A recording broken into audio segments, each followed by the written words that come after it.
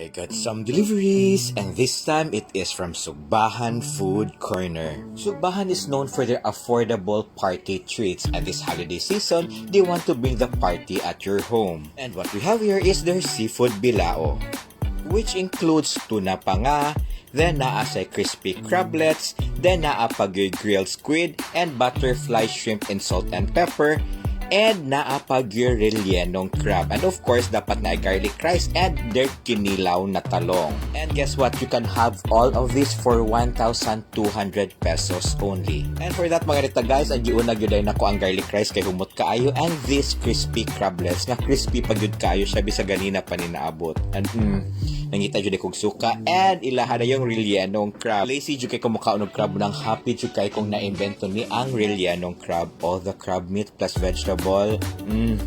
Grabe kalami. And now I am trying their butterfly shrimp in salt and pepper. Lami sa kay siya, and crispy sa dapalit nga pwede nyo makaon, pero sige lang ang sunod na akong kanon, and halang-halang sa siya ka nagli makakauntag more rice. And now let's try their Kinilaw na talong. And ato na utang sa rice, mas perfect na gyudayon siya. And now let's try their Tuna Panga. Ganahan kay ko bisa ganina panabot guys, lami kaayong muragili siya ni uga. It is still so juicy and so tender pa gyud. And lastly, we're trying their grilled squid.